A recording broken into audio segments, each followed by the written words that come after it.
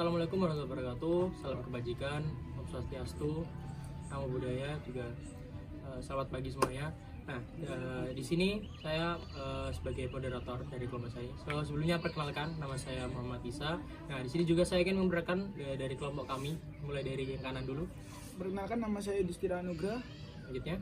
Perkenalkan, nama saya Yoga Andrian Febrianto. Selanjutnya. Perkenalkan, nama saya Muhammad Fathul Iman Wahid. Perkenalkan, nama saya Ahmad Ubaidillah Mapatiro.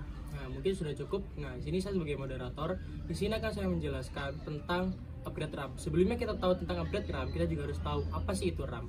Nah, RAM sendiri adalah tempat penyimpanan data untuk menjalankan sebuah file dan aplikasi dalam proses komputer. Nah, di dalam RAM sendiri itu terdapat chipset atau papan sirkuit yang bisa disebut juga dengan modul memori. Nah, setelah itu RAM juga memiliki lumayan banyak jenisnya. Tapi yang kita bahas hanya 7 jenis. Bisa dijelaskan jenisnya, Mas? Silakan. Yang pertama adalah jenis DRAM. Yang kedua adalah jenis EDORAM. Yang ketiga adalah jenis FBM DRAM. Yang keempat adalah jenis flash RAM. Yang kelima adalah jenis SDR SDRAM.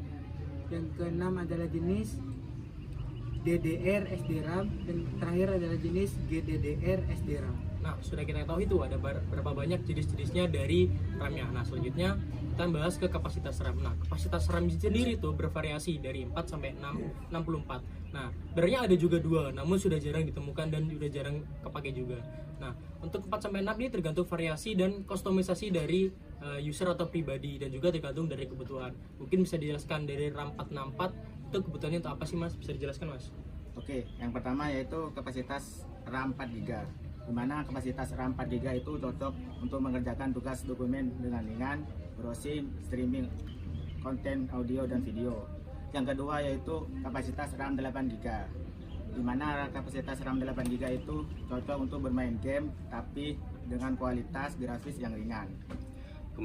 Lalu ada juga kapasitas yang RAM 16GB, itu cocok untuk diinstal di Windows atau Mac OS, dan itu udah ngasih kinerja yang bagus dalam bermain game.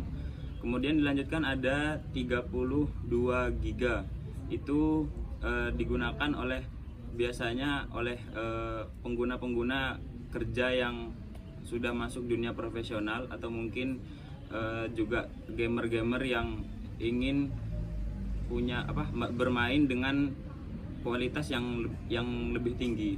Kemudian dilanjutkan dengan RAM 64GB, itu biasanya dipakai sama orang-orang yang memang dunia kerjanya sudah masuk dunia yang lebih tinggi lagi, karena memang butuh penyimpanan yang lebih besar, juga butuh kemudahan yang lebih luas daripada RAM-RAM lainnya. Nah, jadi kesimpulannya semakin besar RAM kalian itu semakin bagus, namun juga tak bagus juga untuk dompet kalian.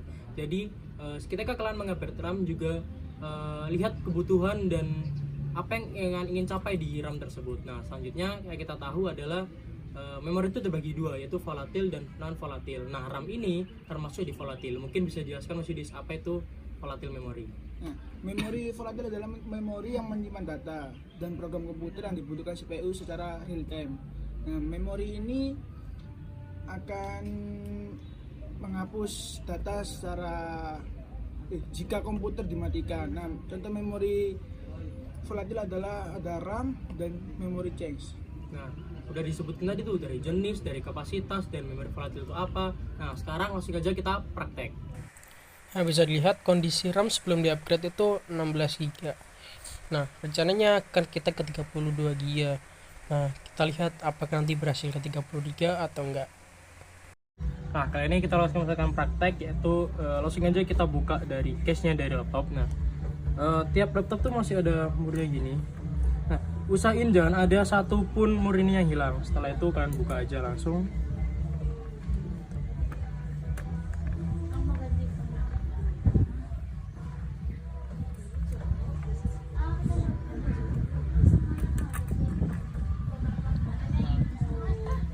Nah, sebelumnya saya akan jelaskan. Nah, di sini di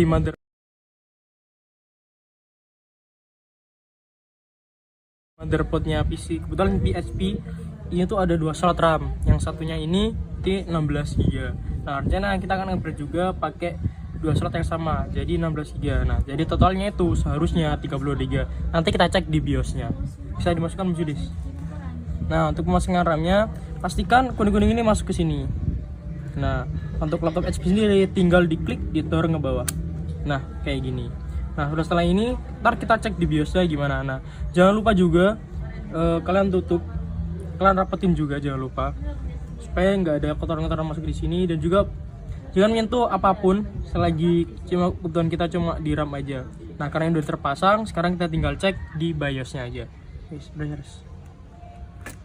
Ya, dari BIOS tadi tidak jadi karena langsung di text manajernya, dan juga di sini saya mohon maaf karena file recordnya lupa diaktifkannya, jadi ini saya dubbing aja langsung. Dan pertama untuk mengecek RAM-nya udah terinstall atau belum, pertama buka ke setting atau pengaturan, lalu pilih sistem. Selanjutnya kalian scroll ke bawah sampai nemu about atau tentang kalau kalian di bahasa Indonesia. Nah, di sini kalian bisa cek spesifikasi RAM. Di situ bisa lihat installed RAM 32 GB, yang sebelumnya itu 16 GB. Jadi udah dapat dipastikan install upgrade RAM atau kita tadi menambahkan RAM itu sudah berhasil. Jadi kurang lebih seperti itu. Nah, udah tadi tuh kita udah jelasin, juga udah praktek. Semoga dapat membantu teman-teman di rumah, juga bermanfaat juga dari kalian. Nah, saya sendiri selaku dari perwakilan kelompok kami, saya mohon maaf sebesar-besarnya jikalau ada kesalahan kata, penjelasan terlalu cepat, atau ketika praktek tadi ada komentar yang salah. Mohon maaf juga, saya minta koreksi, saya menerima kritik dan saran. Nah, saya sebagai perwakilan kelompok saya, terima kasih sudah menonton juga menyimak video dari kami. Saya Muhammad Isa. Saya Distira Nugra. Saya Yoga Andrian Febrianto. Saya Iman. Saya Ahmad Ubaidillah Kami Mupatiro. dari kelompok 6. Terima kasih dan sampai jumpa. Harus tepuk tangan.